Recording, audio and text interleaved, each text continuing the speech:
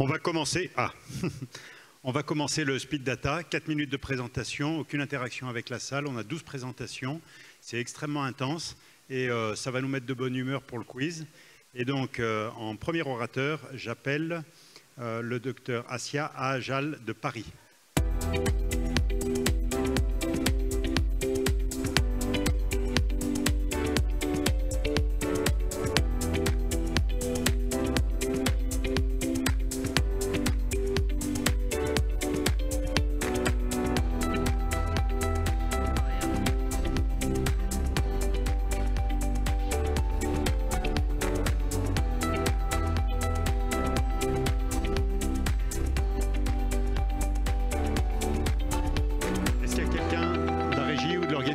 Qui peut venir pour sélectionner le diaporama? Là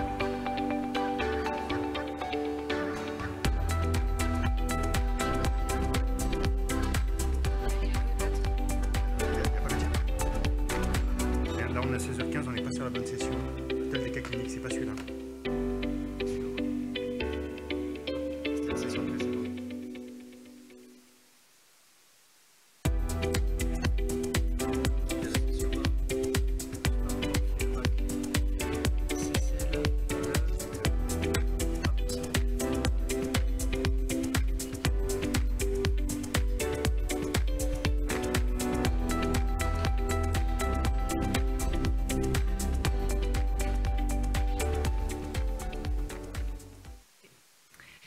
Bonjour, merci d'avoir sélectionné le même cas clinique.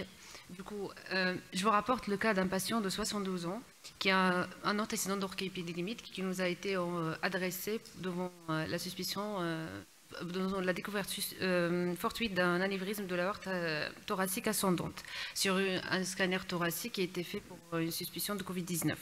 Le patient était parfaitement asymptomatique sur le plan cardiovasculaire, l'examen clinique et le CG étaient normaux. Donc l'échographie trouvait un VG normal, sans valvulopathie. On constate ici sur la coupe artérielle grand axe un anévrisme, donc une dilatation de l'aorte ascendante à peu près à 2 cm de la jonction sinitubulaire, avec cet aspect de rupture de la paroi. Donc on fait une coupe parasternale droite qui montre donc la présence d'un anévrisme avec ce complément hyperéchogène. Et donc on a mesuré donc les dimensions de cet anévrisme à peu près 72 mm. On a réalisé par la suite un scanner coronaire qui a montré qu'on voyait ici un anévrisme saciforme avec, qu'on voyait des calcifications au niveau du fond du sac anévrismal qui nous ont fait penser à un thrombus. Bon, après, on a fait, donc on voit ici la reconstruction 3D qui montre l'anévrisme avec les rapports, dispositions par rapport aux artères coronaires. On voit qu'il est bien violent du sinus de Valsalva, donc voilà. En tout cas, on était donc face à des signes d'inflammation avec présence d'un anévrisme. Il y avait plusieurs diagnostics qu'on a évoqués, l'athérosclérose, mais ce n'était pas vraiment le cas de notre patient puisque ce n'est pas la localisation typique et ensuite il n'y avait pas de grosses plaques d'adhérents. On a pensé à l'aortite inflammatoire, il n'y avait pas dans ce cas non plus d'autres atteintes ni d'anomalies sur le bilan biologique. Donc on a pensé également à une origine infectieuse qui peut être aiguë ou chronique, il n'y avait pas vraiment le caractère aigu. Donc, on a vite pensé à la syphilis puisqu'il y avait l'antécédent d'orchidépidémite et il y avait surtout ce caractère asymétrique et cette localisation plutôt au niveau de l'aorte ascendante. Effectivement, les sérologies étaient positives, les sérologies B et VIH étaient négatifs. Donc, on a fait une coronarographie qui ne montrait pas de lésions coronaires significatives et on a décidé, mon staff médico-chirurgical, à faire un remplacement de l'aorte ascendante sans geste coronaire associé. Vous voyez ici l'image de la pièce opératoire avec, notez bien cet aspect d'écorce d'arbre qui signifie une inflammation chronique avec des irrégularités et qui vont donner cette fragilité et la formation d'anévrisme. Là, c'est une image péropératoire et vous voyez que le culot aortique était sain en amont de l'anévrisme et que la valve aortique était bien étanche. Donc, on a envoyé la pièce opératoire à l'allopathe qui a confirmé notre diagnostic en montrant une paroi fibreuse avec des destructions de la média élastique. Donc, un très rapide rappel, le tréponème pallidum a une affinité particulière au vasovarum et qui va donner cette inflammation chronique. C'est ce qu'on appelle une endartérite oblitérante, avec un épaississement fibrose de 3 couches de la paroi. Donc, sur le plan cardiovasculaire, on aura du coup une aortite qui touche surtout l'aorte ascendante, parfois la crosse, un anévrisme qui peut donner, qui peut se rompre, et des thromboses, mais qui sont très rarement emboligènes. On peut avoir également une insuffisance aortique due au surmodelage de l'aorte et des plaques coronaires, mais qui sont plutôt d'un caractère hostile. Rapidement, cette étude française observationnelle rétrospective qui a été publiée en 2020 qui a inclus 55 cas d'aortite infectieuse et noté qu'il n'y avait que 3 cas d'aortite syphilitique. Ça reste vraiment très très rare, mais il faudra quand même y penser. Désolé Assia, il faut conclure. Pardon. Donc, y pensez surtout si vous avez des signes qui évoquent la présence une aortite syphilitique, d'avoir cet épaississement qui est signe d'une inflammation chronique, qui n'est pas spécifique, mais après, avec l'association, avec une asymétrie, avec l'anévrisme plutôt de caractère saciforme, et la présence de calcifications qui ont été décrites comme pas de pneumonique, mais qui, leur absence, bien sûr, n'élimine pas la syphilis. Il faudra quand même penser à une aortite syphilitique. Pour notre patient, on a retenu le diagnostic d'une syphilis latente tardive. On l'a traité médicalement par benzatine pénicilline pour éviter les autres complications de la syphilis. Message clé, rappelez-vous que la syphilis existe toujours. Il faudra y penser surtout devant des patients avec conduite à risque. Il faudra savoir également les aspects évocateurs et demander les sérologies qui permettent de confirmer le diagnostic. Et à la fin, sachez que la chirurgie précoce reste le seul moyen pour éviter l'issue fatale. Bien sûr, n'oubliez pas le traitement médical. Merci Assia. Alors malheureusement, on est obligé de vous couper, bravo. Alors très important, et j'aurais dû le dire initialement, si vous dépassez les 4 minutes, vous perdez des points sur votre concours. Donc dans notre grille de jugement, à chaque 10 secondes, vous perdez un point. Alors essayez vraiment de rester dans les temps, et c'est comme ça qu'aussi qu'on arrivera à être à l'heure et qu'on arrivera à faire cette session. Donc maintenant, j'appelle Clémentine Balin de Annecy.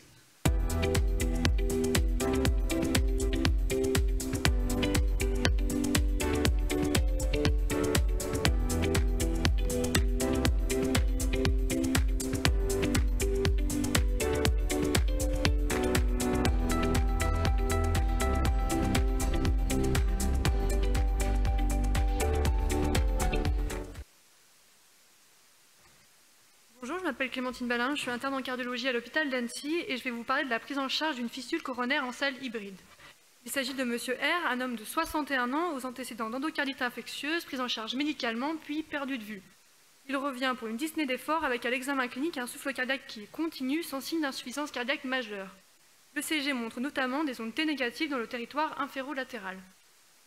L'échographie transthoracique retrouve une FEVG altérée à 35% avec des cavités droites comme gauche qui sont dilatées. Il existe un hyperdébit cardiaque et une dilatation de la coronaire gauche. La coronarographie montre un réseau droit qui est dominant avec une petite fistule provenant de la coronaire droite et se terminant dans la CX ou le sinus coronaire, c'est difficile de conclure. Le réseau gauche montre quant à lui une volumineuse fistule provenant de l'artère coronaire circonflexe et se terminant dans le sinus coronaire. A noter que l'IVA et les marginales n'étaient pas opacifiées du fait d'un vol coronaire. On complète avec un cathétérisme cardiaque droit qui montre une hypertension post-capillaire avec un hyperdébit et un shunt significatif. On réalise aussi un coroscanner notamment pour analyser l'IVA et la marginale qui montrent qu'elles sont de bon calibre.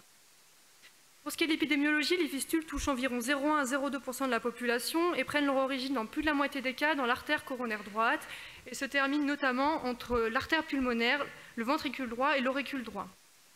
La prise en charge se base sur des recommandations de grade C. Pour les petites fistules, ça sera plutôt une surveillance échographique. Pour les petites à modérées, ce sera plutôt une fermeture s'il existe une ischémie myocardique en lien avec le vol coronaire, s'il existe des arythmies ou une dysfonction ventriculaire. Pour les larges fistules, ce sera plutôt une fermeture. Pousse également vers la fermeture s'il existe une rupture ou thrombose de la fistule, un important shunt gauche-droit, des arythmies ou une hypertension pulmonaire. Cette fermeture est possible par voie percutanée et s'adresse plutôt aux patients avec des fistules qui sont proximales, avec un drainage sur site unique, facilement accessible, non tortueux. Dans les cas plus complexes, on s'oriente vers une technique qui sera chirurgicale, d'autant plus s'il existe un geste chirurgical associé à réaliser. Chez notre patient, nous avons donc réalisé une chirurgie, mais guidée par la coronarographie et l'ETO, en salle hybride. Le chirurgien a commencé par exposer la CX qui est extrêmement dilatée, comme on peut voir à gauche, puis la ligaturer en distalité. Après cette ligature va permettre de lever le vol coronaire et faire apparaître l'IVA et les marginales qui sont de bon calibre. Devant ces constatations, il est décidé de réaliser un pontage mammaire marginal et devant une persistance d'une dilatation de la CX, le chirurgien l'a également ligaturé au niveau proximal. Tout ça sous contrôle ETO pour vérifier l'absence de troubles de cinétique. On réinjecte la coronaire droite qui confirme une fistule se terminant dans la CX, qui a également été ligaturée en distalité, comme on peut voir sur l'image de droite, avec un beau résultat. Le post-opératoire est marqué par une amélioration de la FEVG à 35-40%, un passage en FA rapide à J4 nécessitant un choc électrique externe, puis le patient a pu rejoindre la rééducation cardiaque sous anticoagulants, antiagrégants et traitement de l'insuffisance cardiaque. Le take-home message, c'est que les fistules sont généralement diagnostiquées fortuitement, car elles sont le plus souvent asymptomatiques. Une petite fistule peut se fermer avec le temps, mais peut également grossir et évoluer vers l'insuffisance cardiaque, une ischémie myocardique ou des arythmies. En cas de fistule importante ou symptomatique, il faudra réaliser une intervention qui peut être percutanée si la fistule est simple, proximale ou non tortueuse. Dans le cas contraire, ce sera plutôt une fermeture chirurgicale. Dans tous les cas, c'est une décision qui devra être prise en heart team entre chirurgien cardiaque, cardiologue et coronarographiste. Merci.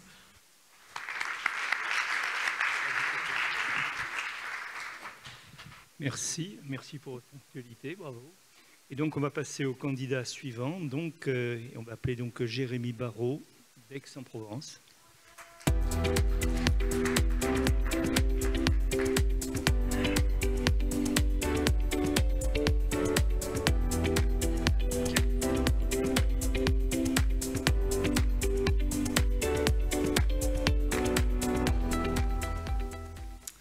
Bonjour à tous. Alors moi je ne vais pas vous parler de cas cliniques très compliqués ou de maladies rares, je vais vous parler de Jacques. Jacques c'est un homme de 60 ans qui est enseignant et qui adore tout ce qui est nouvelles technologies, intelligence artificielle, etc. Et Jacques il s'est payé pour son anniversaire une montre connectée, une Apple Watch, et il est super content, il est tout excité de l'essayer, sauf que 2 jours après qu'il l'ait acheté, elle sonne, fibrillation atriale. Alors là, Jacques, il est hyper inquiet parce qu'il se dit, mais c'est grave la fibrillation atriale. Donc il va voir son médecin traitant, Thierry, qui lui aussi adore tout ce qui est nouvelle technologie. Thierry, lui, il a un stéthoscope connecté qui peut détecter automatiquement les souffles, les arythmies, l'insuffisance cardiaque, etc. Et Thierry lui dit, non, c'est de la fibrillation atriale, il faut aller voir le cardiologue. Alors, il va voir son cardiologue traitant, le docteur Ronsard, qui lui est complètement à la ramasse et qui déteste tout ça. Jacques lui dit, mais regardez la montre, non, on va faire un électrocardiogramme pas intelligent. Et là, sinusale. Et donc la conclusion du docteur Ronsard, l'intelligence artificielle, c'est stupide. Alors Jacques, il est embêté quand même, parce qu'il se dit, mais quand même, Apple, c'est pas des manches.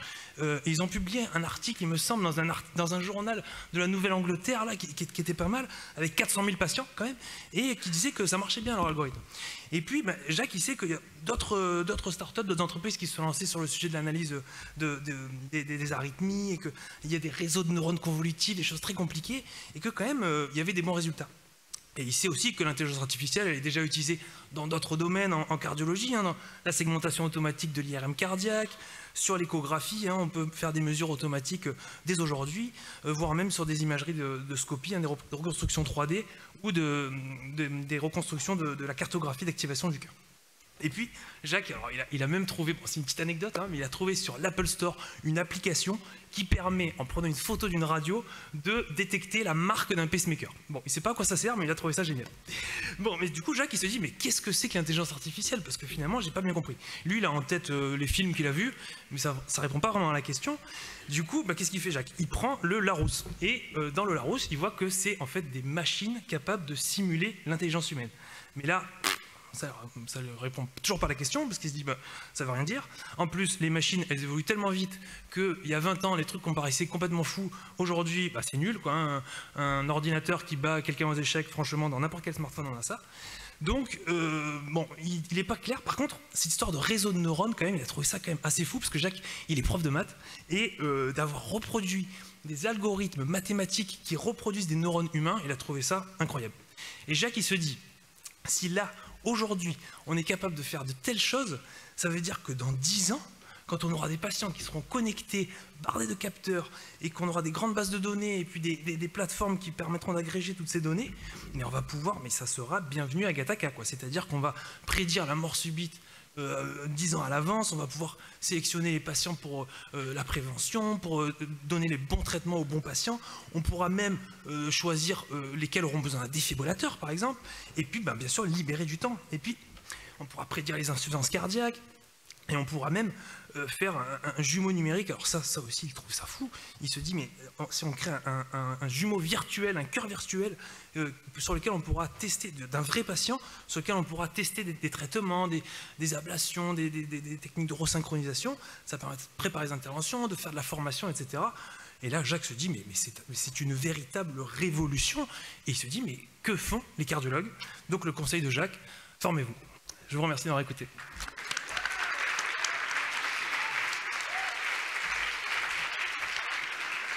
Tu mets le niveau. De Grenoble, Nicolas Piliero.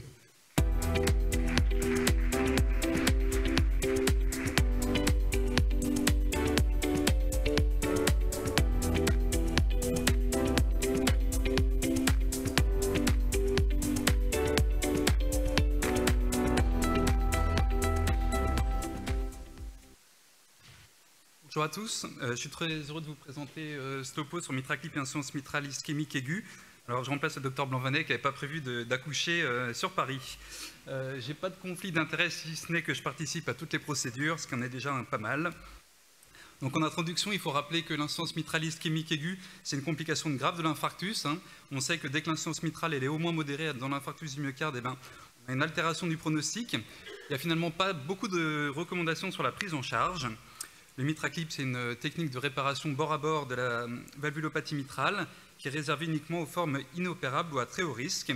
Et en fait, il y a des études récentes, une notamment, qui montre que peut-être cette technique, elle serait indiquée chez ces patients avec une insuffisance mitrale ischémique aiguë, puisque le risque de ces patients est extrêmement important. Alors j'ai 3 patients à vous présenter. La première, c'est une dame de 72 ans. Elle arrive en plein Covid, en fait, en détresse respiratoire, elle est intubée, elle va direct en réanimation.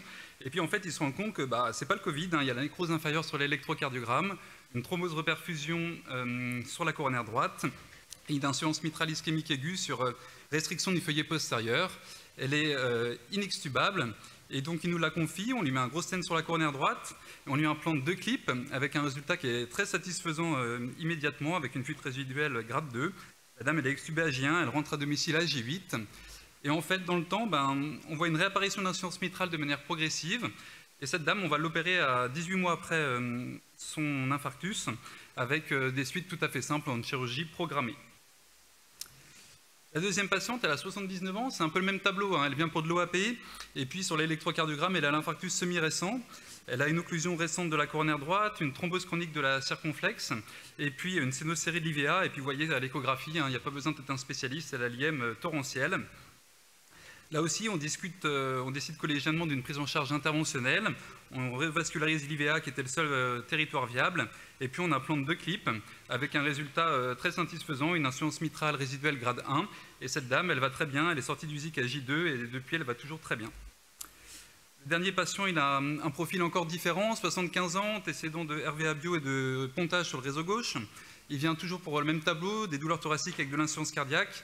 Il a un bloc gauche, il a d'emblée une défaillance hépatique et rénale, une insuffisance mitrale 4/4, une IT 4/4, une dilatation du VD avec une dysfonction importante.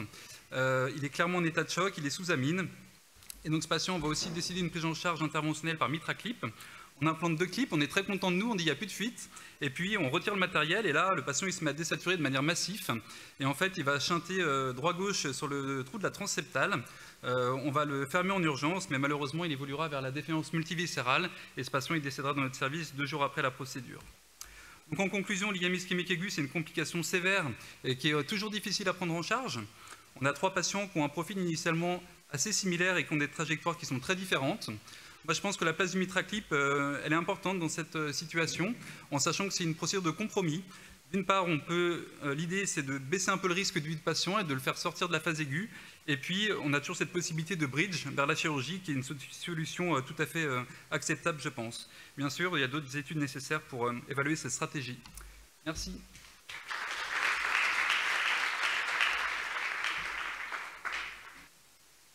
Merci. Eh bien, donc le candidat suivant, donc Nassim Essaoueri de Bordeaux.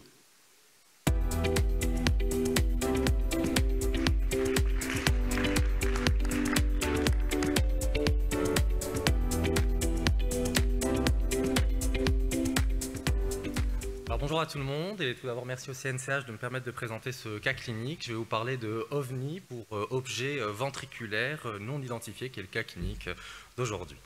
Il n'y a pas de conflit d'intérêt particulier à déclarer et donc il s'agit du cas de Madame G, 56 ans, adressée initialement pour bilan d'œdème des membres inférieurs. Il s'agit d'une patiente sans antécédent notable, qui a un examen clinique normal par ailleurs et qui ne se plaint de rien de particulier. À la biologie, un pro-BNP normal, un électrocardiogramme qui est réalisé en consultation qui est également normal, et il est finalement décidé pour cette patiente de réaliser de principe une échographie cardiaque pour éliminer une cause cardiologique.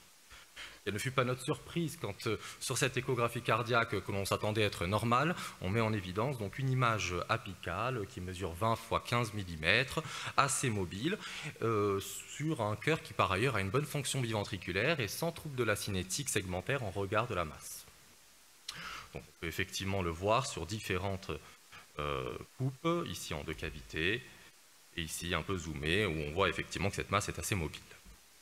Les 2 hypothèses qui nous viennent en première intention sont 1. La possibilité que ce soit un thrombus intraventriculaire gauche, même si l'absence de trouble de la cinétique segmentaire est assez étonnant dans le contexte, raison pour laquelle on a quand même décidé de réaliser une coronarographie. Et 2. La possibilité d'une tumeur intracardiaque, même si les tumeurs intraventriculaires ne sont pas si fréquentes que cela. La coronarographie retrouve une occlusion chronique de l'IVA proximale, chose à laquelle on ne s'attendait pas vraiment au vu de l'absence de troubles de cinétique. Donc, en termes d'hypothèse, le thrombus intra-VG revient un peu au devant de la scène alors qu'on y croyait initialement quand même pas beaucoup. L'IRM cardiaque retrouve effectivement donc, la masse ventriculaire sur l'image de droite, assez bien circonscrite, assez mobile également, et on voit qu'il n'y a pas de trouble de cinétique segmentaire. Après injection de gadolinium, il n'y a pas d'anomalie du rehaussement tardif, donc le territoire de l'IVA est viable et donc possiblement comptable.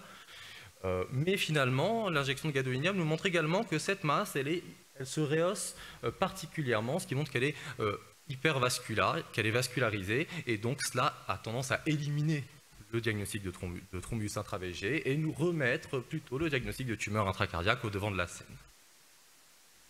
Finalement, quand on re-regarde nos images de coronarographie, certes on a cette occlusion de l'IVA, mais on remarque qu'en fin d'injection, on a une hypervascularisation effectivement de cette masse. On le voit ici, et heureusement que les acquisitions ont été assez longues, puisqu'effectivement on voit la masse apparaître et on voit qu'elle est assez mobile. La prise en charge proposée a consisté en l'introduction d'une anticoagulation curative de principe, quand on connaît le potentiel embolique des tumeurs intracardiaques et particulièrement intraventriculaires, l'exérèse chirurgicale de la tumeur, notamment pour son analyse anatomopathologique, et enfin un monopontage de l'IVA, compte tenu de la viabilité de ce territoire. Voici donc la macroscopie de cette image et donc l'analyse histologique qui validait le diagnostic finalement de myxome avec remaniement vasculaire. C'est comme message de savoir remettre en question le diagnostic de thrombus intra-VG en l'absence notamment de troubles de cinétique associés. Devant une masse ventriculaire inexpliquée, savoir envisager la réalisation d'examens d'imagerie de coupe et particulièrement l'IRM.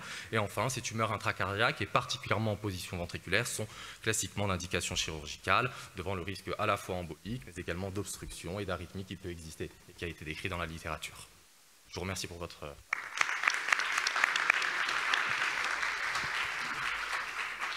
Sarah Hafid nous vient de Casablanca.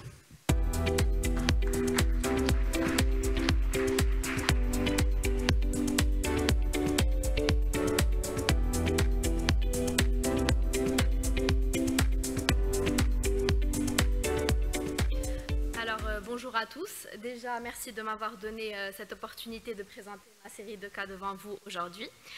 Alors, comme vous le savez tous, le syndrome coronarien ST+, est une maladie à prédominance masculine.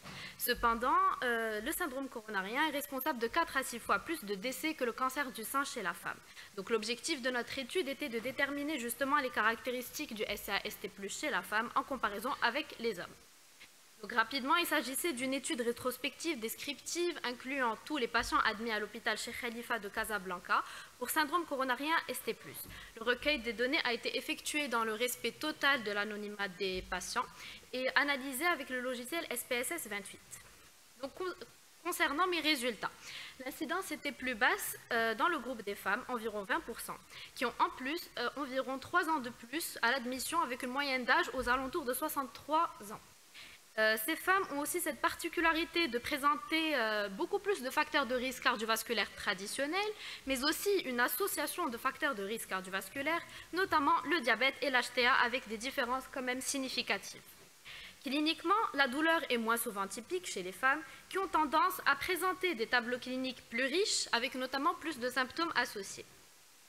Sur le plan biologique, l'anémie, un bilan inflammatoire, un bilan lipidique perturbé sont plus fréquemment retrouvés chez la femme, en plus d'un débit de filtration glomérulaire qui est plus bas. Elles sont d'ailleurs plus nombreuses à présenter un stade supérieur ou égal à 2 de la maladie rénale chronique à l'admission. Alors, au niveau de la coronarographie, nous n'avons pas relevé de grandes différences quant à la distribution de l'artère responsable de l'événement aigu. Par contre, les femmes avaient plus d'atteintes bi- ou tritronculaires. Et enfin, un taux de mortalité précoce en intra-hospitalier plus élevé en comparaison avec l'homme, avec surtout un pic de mortalité chez les 46-55 ans. Donc, une petite discussion. Dans la littérature, l'incidence reste globalement la même, toujours aux alentours de 20 à 30%, avec une moyenne d'âge toujours supérieure à celle de l'homme, expliquée notamment par la perte en post-ménopause des hormones cardioprotectrices. À l'admission, ces femmes peuvent présenter un bilan biologique plus souvent perturbé, notamment avec une fonction rénale plus altérée, qui risque de s'aggraver encore plus après l'épisode, notamment après les injections de produits de contraste. Et comme vous le savez bien, l'altération de la fonction rénale s'accompagne de plusieurs troubles métaboliques qui vont encore plus augmenter ce risque cardiovasculaire. Concernant les complications, certains auteurs avancent même que la mortalité ainsi que les autres complications seraient même inversement liées à l'âge dans le cas des femmes, ce qui rejoint nos résultats puisque notre pic de mortalité se situait chez les 46-55 ans. Quant aux facteurs de risque, on note quand même une certaine vulnérabilité féminine, puisqu'au niveau mondial, les femmes présentent toujours plus de facteurs de risque cardiovasculaire au moment de l'épisode. Mais d'un point de vue préventif, le risque de survenue d'un syndrome coronarien ST+, peut diminuer de 36% si l'hypertension artérielle était parfaitement contrôlée. Toujours dans cette prévention, une étude a démontré que pour chaque 10 ml de DFG préservé, le risque de mortalité en 1 an diminuait de 63% et de 39% d'événements cardiovasculaires majeurs, seulement chez les femmes. L'incidence du ST+ est donc moins élevée chez les femmes. Cependant, en comparaison avec les hommes, les patientes ont un âge plus avancé, sont plus vulnérables aux facteurs de risque cardiovasculaire qu'elles présentent donc plus fréquemment, résultant en un taux de mortalité intra-hospitalière plus élevé. Et comme on le dit bien, il vaut mieux prévenir que guérir. Et dans le cas de nos femmes, la prévention commence tout d'abord par un contrôle strict des facteurs de risque cardiovasculaire afin de réduire la morbimortalité. Et je vous remercie.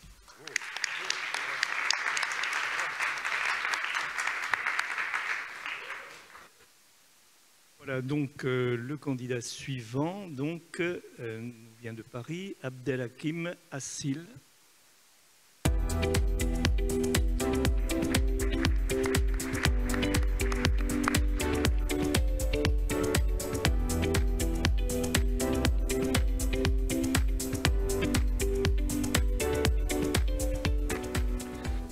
Donc bonjour à tous, je m'appelle Hakim, je suis gériatre à Paris, merci pour l'invitation et je suis vraiment heureux de pouvoir présenter mon étude en tant que gériatre à des cardiologues.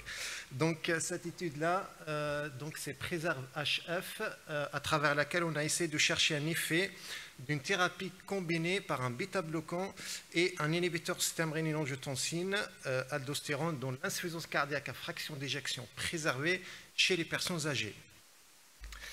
C'était une étude prospective multicentrique, j'en ai aucun conflit d'intérêt. Et donc le contexte, comme vous savez tous, le nombre croissant de personnes âgées hospitalisées pour insuffisance cardiaque. Dans les unités de gériatrie, c'est le premier motif d'hospitalisation, c'est la déconcentration cardiaque, avec des caractéristiques et des pronostics mal connus de cette tranche d'âge, cette population âgée. Aussi, le contexte de la sous-utilisation des médicaments recommandés dans l'insuffisance cardiaque chez le sujet âgé, et encore le peu d'options thérapeutiques et le manque de preuves concluantes dans cette population âgée dans l'insuffisance cardiaque à fraction d'éjection préservée. Donc l'objectif, c'était de chercher cet effet de cette thérapie combinée, bêta-bloquant et système rénine-angiotensine, et aussi étudier ce profil des patients âgés dans les unités de gériatrie. Donc c'était une étude multicentrique, comme vous voyez. On a inclus prospectivement 124 patients. On a fait deux cohortes, deux groupes. Un groupe traitement bêta-bloquant plus système rénine-angiotensine et aussi OARA2, et un groupe soit bêta-bloquant seul ou système rénine-angiotensine seul. Donc on a suivi les patients pendant une année.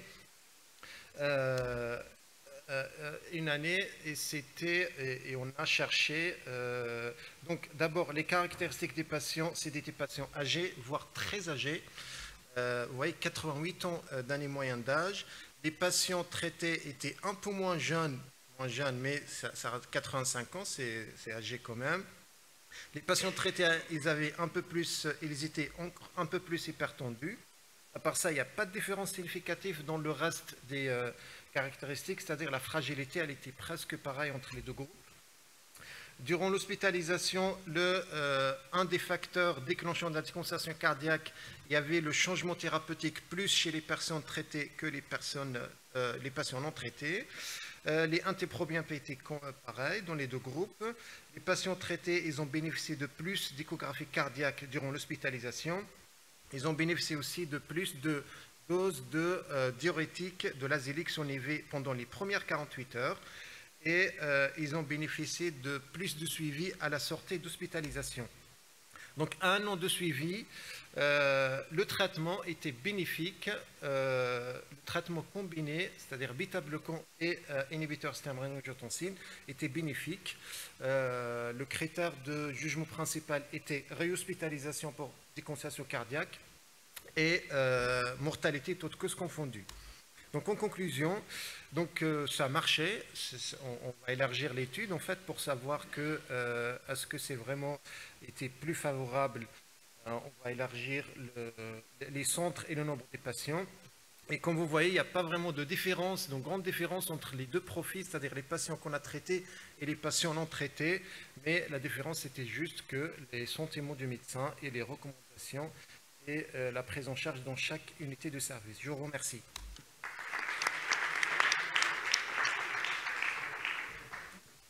Maintenant, d'une grande ville dont Marseille et la banlieue, Clément Jourdonneau.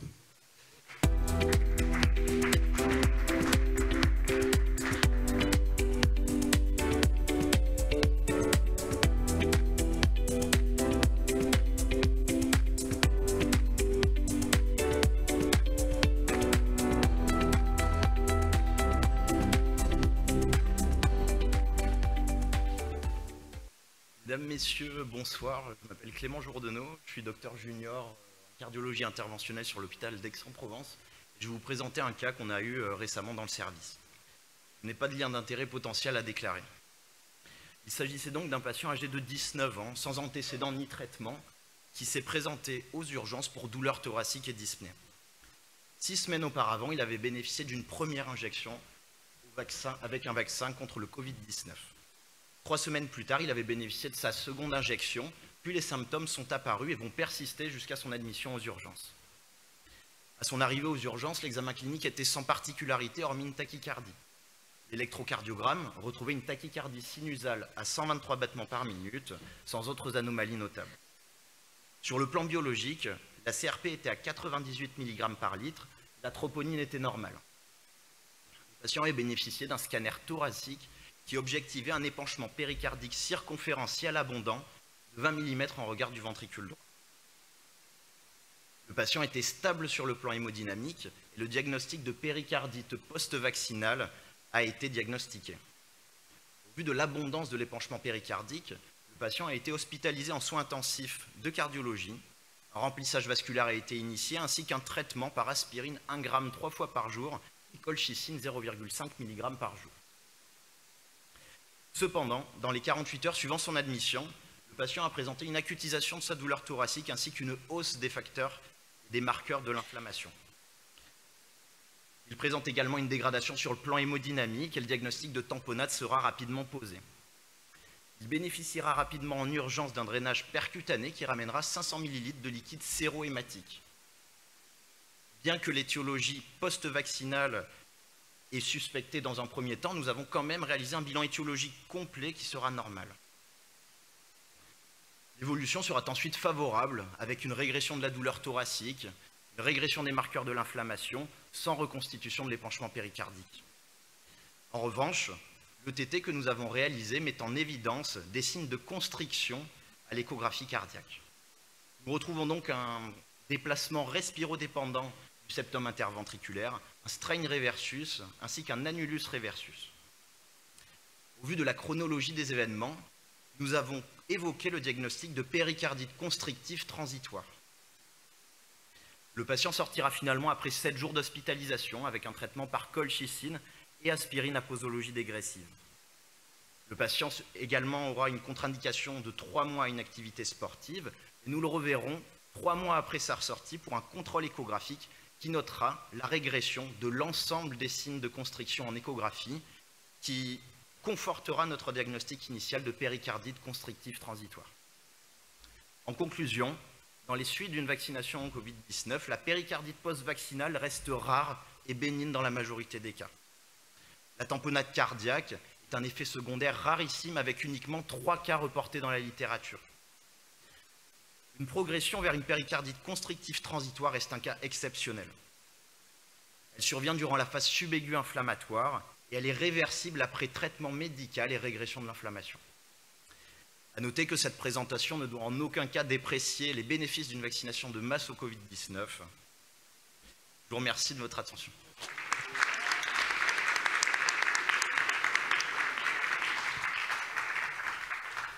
Merci.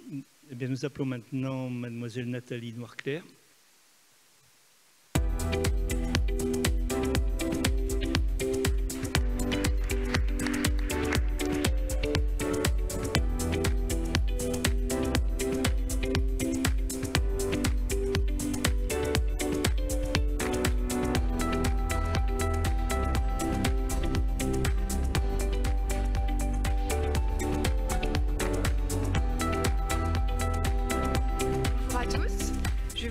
Les résultats de notre étude destinée à répondre à la question « Est-ce qu'un faible taux de troponine peut permettre de ne pas réaliser une IRM dans le bilan étiologique du MINOCA ?»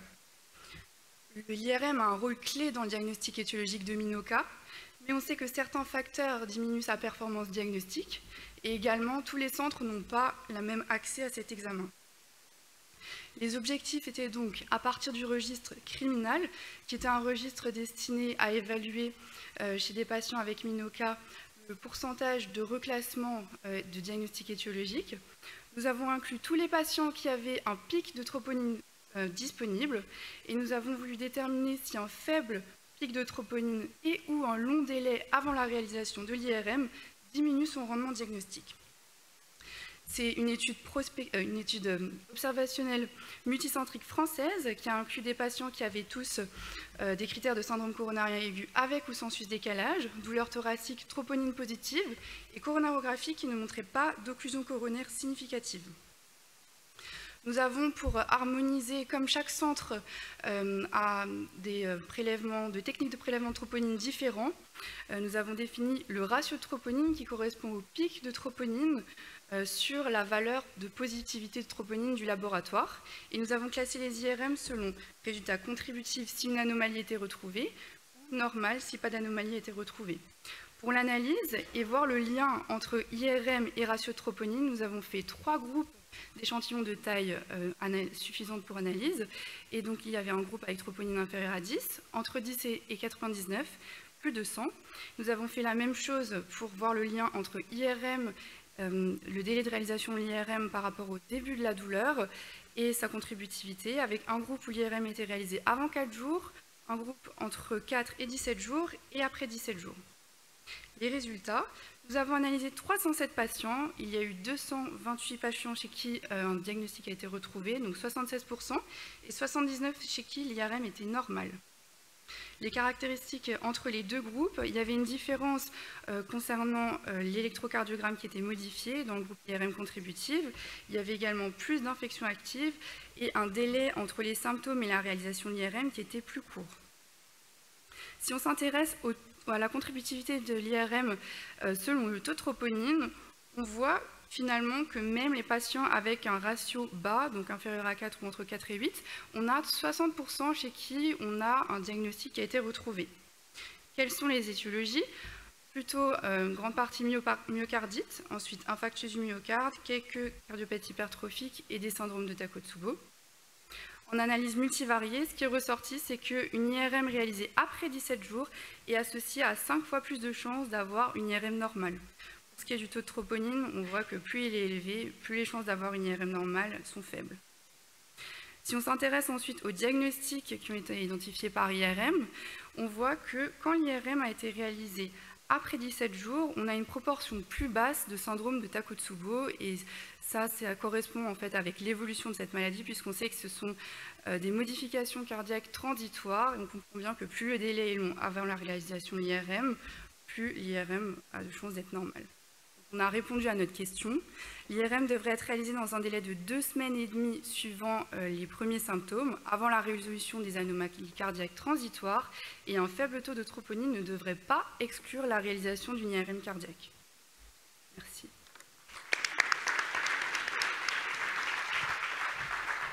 Pour être sûr de gagner, il est venu jouer 2 fois, Nicolas Piliero de Grenoble.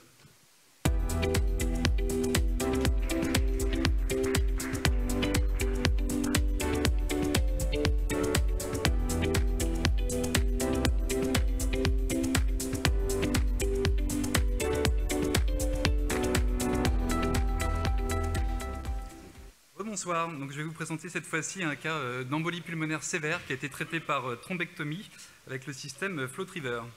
Alors j'ai toujours pas de conflit d'intérêt. Le contexte est celui de l'embolie pulmonaire à haut risque. On sait que c'est toujours associé à une mortalité importante et une mortalité hospitalière qui est de l'ordre de 15%. Le traitement de référence, c'est très clairement la fibrinolyse, et puis dans les cas contre-indiqués à la fibrinolyse, l'embolectomie chirurgicale. Les traitements percutanés ont pour le moment une place assez limitée dans cette indication, du fait de manque de données essentiellement assez robustes.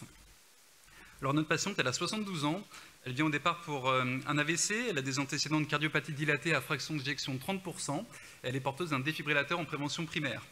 Elle est traitée par thrombectomie et thrombolyse avec un excellent résultat neurologique, et puis elle présente à J5 une dégradation hémodynamique brutale. Elle est mise sous amine à forte dose et on voit sur l'échographie le septum paradoxal et le cœur pulmonaire aigu très classique. Alors on confirme quand même le diagnostic avec l'angioscanner thoracique qui met en évidence une embolie pulmonaire proximale bilatérale avec une charge thrombotique extrêmement importante. On en discute en EPTIM, elle est à haut risque opératoire, elle est bien sûr contre-indiquée à la fibrinolyse et on décide donc d'un traitement interventionnel avec le système FlowTriever. Alors le système FlowTriever, c'est un cathéter, en fait c'est assez simple, c'est un cathéter de gros diamètre, c'est du 24 French, sur lequel est montée une seringue dans laquelle on va mettre du vide. Et puis, on va aspirer le thrombus au contact. Et dans les cas où le thrombus n'est pas aspiré, on pourra utiliser les systèmes de triple disque en nitinol pour une thrombectomie mécanique associée. C'est assez simple d'utilisation. On va voir comment ça se passe en pratique. Alors, on commence toujours par faire une angiographie pulmonaire pour localiser les lésions. Et là, on voit qu'il y a effectivement du thrombus bilatéral assez important, notamment au niveau de l'artère pulmonaire gauche. On voit plus du tout de perfusion pulmonaire et un très large thrombus qui démarre dès le tronc proximal. Les pressions pulmonaires sont augmentées avec une PAPS à 50 mm de mercure. Ensuite, on va mettre le système FlowTriever avec son extrémité distale au contact du thrombus proximal. Et on va simplement, après, activer l'aspiration en ouvrant la pression.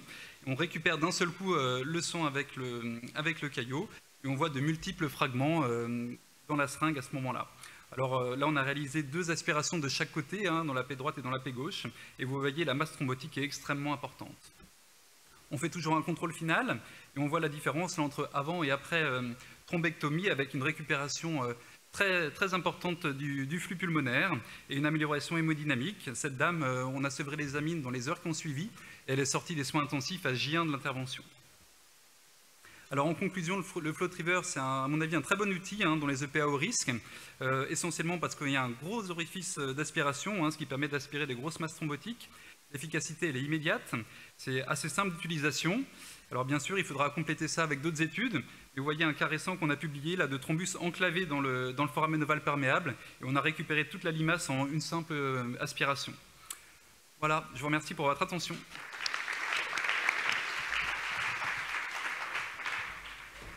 Voilà, la dernière présentation sera celle de Guillaume Roger du Chesnay.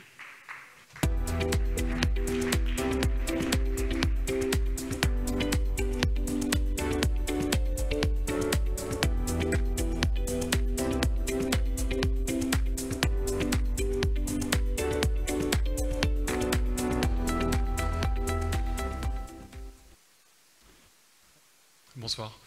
Je vais vous présenter le cas clinique d'un patient ayant présenté une rupture du myocarde en soulignant l'apport de l'imagerie multimodale dans son diagnostic. Vous connaissez tous ces deux entités que sont l'anévrisme ventriculaire et le pseudo-anévrisme du ventricule gauche, qui sont tous les deux des complications des infarctus. L'anévrisme qu'on voit souvent, qui est dû à un remodelage du ventricule gauche et qui n'a pas de sanction chirurgicale, principalement médicale, une anticoagulation en cas de thrombus. En revanche, le pseudo-anévrisme ventriculaire gauche est bien plus rare et nécessite un traitement chirurgical en urgence devant le risque d'une rupture complète. Dans le cas de ce patient, c'était un homme de 61 ans qui s'est présenté aux urgences de l'hôpital de Versailles pour des douleurs épigastriques, principalement à l'inspiration et ainsi qu'un essoufflement qui durait depuis 3 semaines. L'électrocardiogramme montrait une séquelle dans les territoires inférieurs et antérieurs avec des ondes Q et une persistance d'une élévation du segment ST. La biologie, quant à elle, montrait une élévation de la troponinine ainsi qu'un syndrome inflammatoire important avec 106 de CRP. Il a bénéficié dans ce contexte d'une coronarographie en urgence qui montrait une occlusion chronique de l'IVA ainsi que 2 sténoses de la coronaire droite. Il est hospitalisé par la suite en soins intensifs de cardiologie et vous retrouvez au niveau de l'échographie une dysfonction ventriculaire gauche sévère, un volumineux anévrisme de l'apex du ventricule gauche tapissé par un thrombus. Vous voyez, avec au niveau des images Doppler en haut à droite, une recirculation au niveau du thrombus. Il n'y avait à ce moment-là pas d'image franche de rupture myocardique, mais chez ce patient qui présentait des douleurs et par ailleurs un épanchement péricardique au niveau de l'échocardiographie, on a décidé de réaliser un scanner cardiaque. Scanner cardiaque montrant donc, bien sûr, on retrouve cet anévrisme, ce thrombus recirculant. En revanche, au niveau, on ne voit pas de rupture myocardique. Et la deuxième information importante était que la densité Hounsfield de l'épanchement péricardique ne permettait pas de discriminer entre un épanchement hématique ou non. À ce moment-là de la prise en charge, l'hypothèse principale chez ce patient, c'est que c'est finalement un anévrisme ventriculaire gauche relativement classique, tapissé d'un thrombus recirculant, sans plus de complications. Après discussion pluridisciplinaire entre cardiologues, chirurgiens, radiologues, il est quand même décidé à terme de contrôler par une IRM cardiaque ce patient. Et si vous regardez l'image qui est en haut à gauche, vous voyez que c'est une séquence Fiesta 4 cavités. Il y a une rupture myocardique au niveau de la flèche bleue qui est colmatée par un thrombus en regard. Ici, les images dynamiques à titre d'illustration.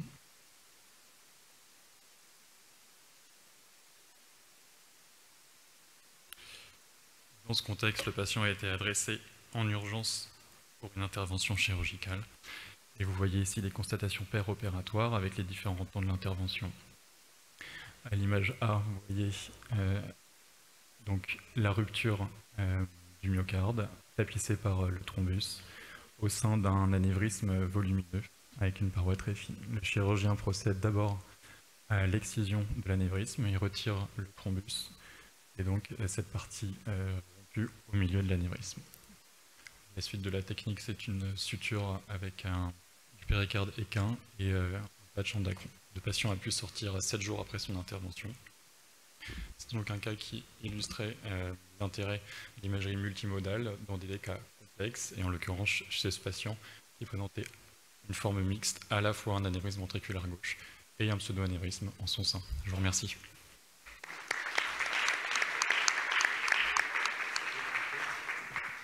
Voilà, merci. Vous avez donc, pu entendre toutes les présentations. On est donc plusieurs du jury, donc 4 pour être précis, donc beaucoup de modérateurs d'un certain âge et 2 jeunes qui sont là et qui donc, pour apprécier les efforts qui ont été faits. On vous donnera les résultats ce soir lors de la présentation des lauréats des différentes épreuves à la péniche, comme je vous l'ai dit tout à l'heure. Je vous rappelle également, même si on doit se répéter, qu'on souhaite votre présence demain dès 8 h pour faire un auditoire abondant et attentif à la conférence du ministre. Donc demain matin à 8 h ici. Si vous voulez tard, vous prendrez le petit déjeuner après, mais soyez présents. Merci.